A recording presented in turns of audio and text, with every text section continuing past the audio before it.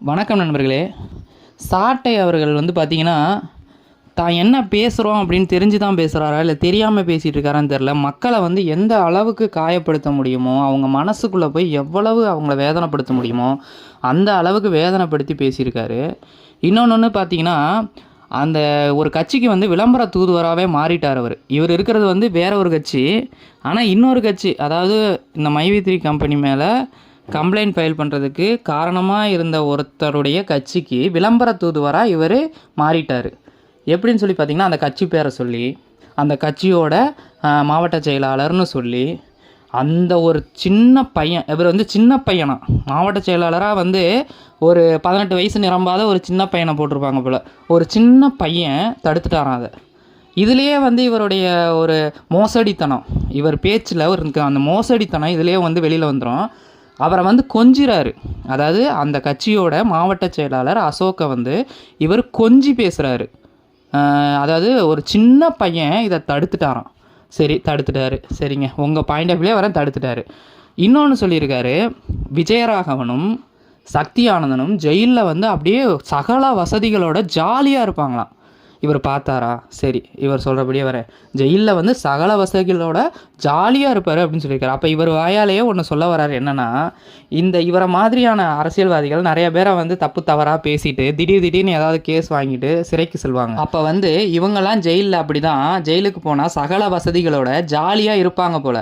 அதை ஓப்பன் ஸ்டேட்மெண்ட்டாக இவர் வெளியில் விட்டுருக்காரு. மக்களே நல்லா தெரிஞ்சுக்குங்க, இவரை மாதிரி ஆட்கள் சிறைக்கு செல்கிறாங்க அப்படின்னு நீங்கள் நினைக்காதீங்க. இவங்கள மாதிரி ஆளுங்க உள்ளே போய் ஜாலியாக இருக்காங்க போல. ஏன்னா ஒருத்தன் உண்மையாகவே அதை பார்த்தா தான் சொல்லுவான், நான் ஜாலியாக உள்ளே போனால் எல்லா வசதியும் கிடைக்கும், ஜாலியாக இருக்கும், எந்த பிரச்சனையும் இல்லை அப்படின்னு ஒருத்தன் சொல்கிறான்னா, ஏற்கனவே அதை சந்தித்தவனாக தான் இருப்பான். அதனால் நான் சொல்ல வரேன், இந்த மாதிரி ஆளுங்களை நம்புறதை நிறுத்துங்க, சரிங்களா? இன்னொன்று என்னென்னா, சத்தம் போட்டு பேசிட்டா, அப்படியே நரம்பு புடைக்க பேசிட்டா நம்ம சொல்கிறதெல்லாம் உண்மை அப்படின்னு ஆயிடாது. முதல்ல அதை தெரிஞ்சுக்குங்க சாட்டை அவர்களே. சத்தம் போட்டு பேசுகிறதுனாலையும் நரம்பு புடைக்க பேசுகிறதுனாலையும் நீங்கள் சொல்கிறது உண்மை என ஆகாது, சரிங்களா? அதாவது நீங்கள் சொல்வதெல்லாம் உண்மையாக இருந்திருந்தால் இந்நேரம் உங்கள் கட்சியும் சரி, நீங்கள் விளம்பர தூதுவராக ஒரு கட்சியில் இணைஞ்சிருக்கீங்களே அந்த கட்சியும் சரி, இந்நேரம் ஜெயிச்சு நீங்களாம் சிஎம் ஆகிருப்பீங்க, சரிங்களா? மக்கள் உங்களை பார்த்து எங்கே தட்டணுமோ அங்கே தட்டி வச்சுருக்காங்க அப்படின்னு தான் நான் சொல்ல வரேன். இன்னொன்று நினச்சிக்கிட்டீங்க, உங்களுக்கு கமெண்ட் பண்ணுறவங்க, உங்கள் வீடியோஸில் கமெண்ட் பண்ணுறவங்க சூப்பர் சார், செம சார், பாமக அதுக்கு போராடு சார், இதுக்கு போராடு சார் அப்படின்னு சொல்கிறாங்க. அவங்களாம் நமக்கு சப்போர்ட் பண்ணுறாங்கன்னு நினச்சிட்டிங்க. அப்படிலாம் கிடையாதுங்க. நீங்கள் ஒரு நாள் கொஞ்சம் மாற்றி பேசி பாருங்களேன். ஒரு நாள் கொஞ்சம் மாற்றி பேசினீங்கன்னா நீங்கள் யாருன்னு அவங்க காமிச்சிருவாங்க, சரியா? அப்படியே அந்த கமெண்ட் பூரா நெகட்டிவ் கமெண்ட்டாக மாறிடும். நீங்கள் யார் அப்படிங்கிறத முதல்ல உங்களுக்கு நீங்கள் உணருங்க. அதுக்கப்புறம் அடுத்தவங்களுக்கு நீங்கள் ஒரு ஜால்ரா அடிக்கலாம். நான் என்ன சொல்ல வரேன்னா, ஒரு கம்பெனியில் இத்தனை லட்சம் மக்கள் இணைஞ்சிருக்காங்கன்னு இவ்வளோ தூரமும் தெரிஞ்சு போச்சு, இவ்வளோ மக்கள் இருக்காங்கன்னு. அவங்கக்கிட்ட ஒருத்தர்கிட்டையாவது உங்கள் கம்பெனி என்ன பண்ணுது, என்ன பண்ணுறேன்னு உங்ககிட்ட சொல்லுச்சு அப்படின்னு நீங்கள் விசாரிச்சிங்களா?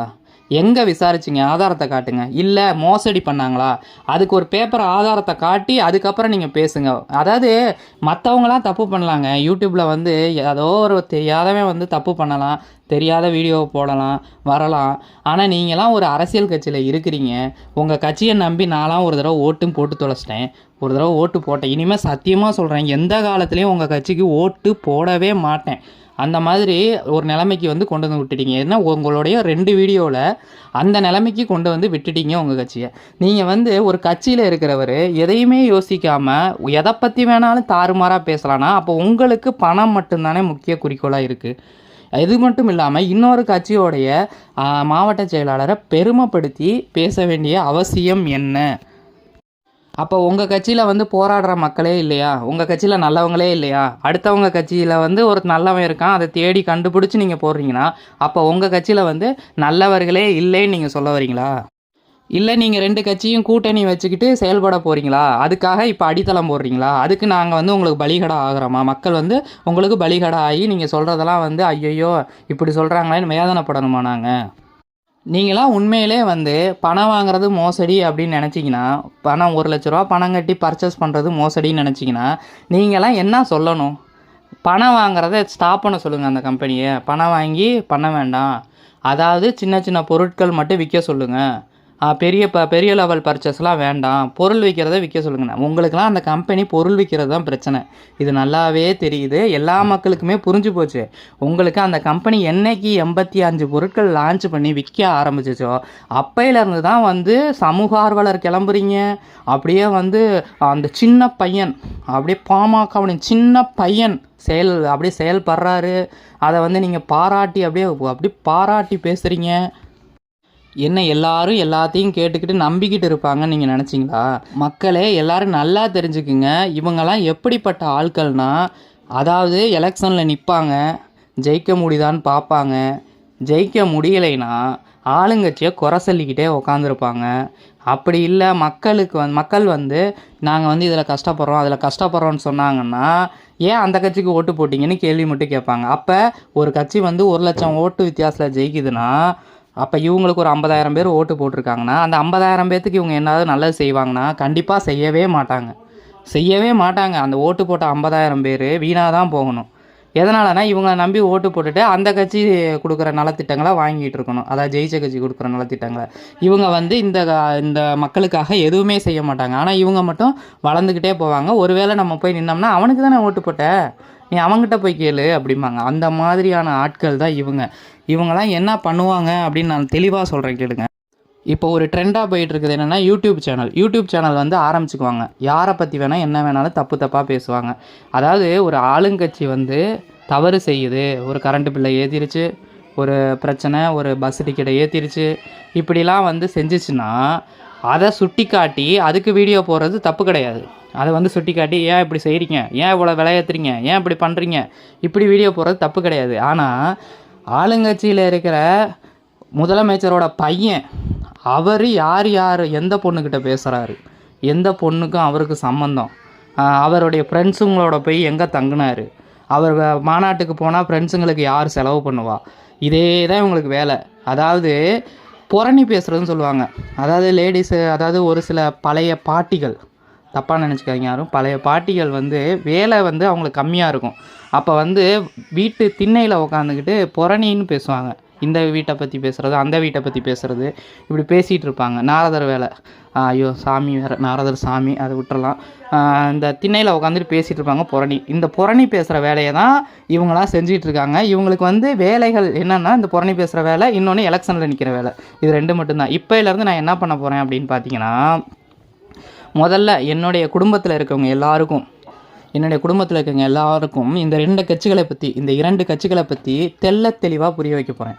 அதே மாதிரி என்னுடைய ஃப்ரெண்ட்ஸ் சர்க்கிளு, என்னோடய குடும்பத்தில் இருக்கவங்க ஃப்ரெண்ட்ஸு எல்லாருக்கும் வந்து இப்போ யூடியூப்பில் தானேப்பா நீங்கள் பேசுகிறீங்க, நாங்கள் நேர்லேயே பேசுகிறோம். நேர்லேயே பேசி இந்த 2 கட்சியும் என்னென்ன பண்ணுது, என்னென்ன நீங்கள் வந்து தப்பு பண்ணுறீங்க, ஒருத்தவங்கள முடிக்கணும்னா எப்படி வேணாலும் முடிப்பீங்க, ஒருத்தவங்கள வந்து வாழ வைக்க உங்களுக்கு தெரியாது, ஒருத்தவங்கள க்ளோஸ் பண்ணணும்னா எப்படி வேணால் க்ளோஸ் பண்ணுவீங்க, இது எல்லாத்தையும் நான் சொல்லி எப்போ வேணாலும் கூட்டணி வச்சுக்குவீங்க. நீங்கள் கூட்டணி வைக்கிறப்பலாம் நாங்கள் வந்து உங்கள் 2 பேர்த்தையும் ஆன்னு பார்த்துட்ருக்கணும். அதுக்கப்புறம் பிரிகிறப்பெல்லாம் வந்து அப்படியே 2 பேரும் திட்டிக்குவீங்க, அப்பையும் ஆன்னு பார்த்துட்ருக்கணும். எங்களுக்கு இதான் வேலை. இதை எல்லாத்தையும் சொல்லி எந்த காலத்துலேயும் இந்த 2 கட்சியும் நம்பி பரம்பரை யாருமே ஓட்டு போடுறாதீங்க. தமிழ்நாட்டில் இந்த 2 கட்சியும் எந்த ஜென்மத்திலையும் ஓட்டு வாங்கி ஜெயிக்கக்கூடாது. வேணா காலம் வரைக்கும் கத்திக்கிட்டே உக்காந்துருக்கலாம், காலம் வரைக்கும் அப்படியே மேடை போட்டு கத்திக்கிட்டு ஆளுங்கட்சியை எதிர்த்து பேசிக்கிட்டு இப்படியே உங்கள் வாழ்க்கையை ஓட்டுங்க. இல்லையா யூடியூப்பில் யாரையாவது தப்பாக பேசிக்கிட்டு எவன் தப்பு பண்ணலை எதையுமே யோசிக்காமல் குருட்டாம்போக்கில் எதையாவது அடித்து விட்டுக்கிட்டு எதையாவது பேசிக்கிட்டு யூடியூப்பில் சம்பாரித்து வாழ்ந்துக்குங்க. ஆனால் தமிழ்நாட்டை ஆளவோ எதுவுமே பண்ண முடியாது. அந்த அளவுக்கு ஃப்ரெண்ட்ஸு சர்க்கிள் எல்லாருக்கிட்டையும் நான் சொல்ல போகிறேன். இதே மாதிரி எனக்கு தெரிஞ்சவங்க எல்லார்கிட்டையும் சொல்லி இந்த வேலையை பார்க்க போகிறேன். இனிமேல் வந்து நான் ஓப்பன் சவால் விடுறேன். எந்த காலத்துலேயும் தமிழ்நாட்டில் இந்த 2 கட்சி ஜெயிக்கவே முடியாது, சரிங்களா? Open challenge. ஒரு வேளை ஜெயிச்சிங்கன்னா வந்து அன்றைக்கி என்கிட்ட கேளுங்க, நாங்கள் ஜெயிச்சிட்டோமேடா நீ என்னடா சொல்கிறேன்னு கேளுங்க. சத்தியமாக நீங்கள் ஜெயிக்கவே முடியாது. யார் வேணால் என்ன வேணால் வந்து கமெண்ட் பண்ணுங்கள், நான் ஒன்றும் சொல்ல போகிறதில்ல, சரிங்களா? இப்போ நான் சொன்னது எல்லாமே எல்லா மக்களுக்கும் தெரியும். நீங்களாம் வந்து நல்ல உத்தம புத்தவர்கள் மாதிரி அடுத்தவங்களை வந்து குறை பேசிக்கிட்டு வீடியோ போடுறத முதல்ல நிறுத்துங்க. முதல்ல ஒரு அரசியல்வாதினா கட்சி ஆரம்பிச்சிங்களா, போயிட்டு மக்களுக்கு உதவி செய்யுங்க.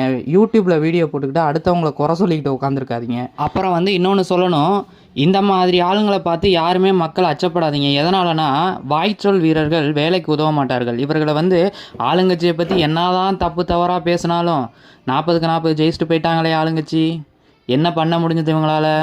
இவங்க வந்து இல்லாததையும் பொல்லாததையும் பேசிக்கிட்டு இப்படியே இருக்கிறது தான் இவங்க வேலை. என்றைக்குமே உண்மையை பேசினதா சரித்திரமே கிடையாது. அதனால் இவங்க வாயிலிருந்து பொய்கள் மட்டுமே தான் வரும். இவங்க ஒரு அரசியல் கட்சியில் இருக்கிறதுனால, மிக பிரபலமாக இருக்கிறதுனால இவங்க பேசுகிறது ஐயோ என்ன இப்படி பேசிட்டாரே அவ்வளவுதானா அப்படிங்கிற மாதிரியான எதுவுமே கிடையாது. இவங்க வந்து எந்த காலத்துலேயும் நீதிபதி ஆக முடியாது, நீதிமன்றம் ஆக முடியாது. சரிங்களா? இந்த மாதிரி பேசிக்கிட்டு வேணால் இருக்கலாமே தவிர இவங்க வந்து நீதிபதியெல்லாம் ஆக முடியாது. நீதிபதி ஆகணும்னா அதுக்கு படிக்கணும், முதல்ல நீதி தெரிஞ்சிருக்கணும், நீதி வழங்கணும். அதுதான் நீதிபதி. அதாவது தப்பு பண்ணவனே நீதிபதியாக இருந்தால் நிரபராதி தண்டனை அனுபவிச்சு தான் ஆகணும் அப்படிம்பாங்க. அந்த மாதிரி ஒரு நீதிபதியாக இருக்கவங்களுக்குன்னு ஒரு தகுதி இருக்குது. அவங்க வந்து நல்லவங்களாக இருக்கணும். இந்த மாதிரி ஆளுங்க வந்து நீதிபதி ஆகக்கூடிய தகுதி அற்றவர்கள். அதனால் இவங்களுக்கு ஆண்டவனாக பார்த்து அந்த படிப்பெல்லாம் வந்து படிக்க வைக்கலை அப்படின்னு நம்ம சந்தோஷப்பட்டுக்கணும். நன்றி நண்பர்களே, மீண்டும் அடுத்த வீடியோவில் சந்திப்போம்.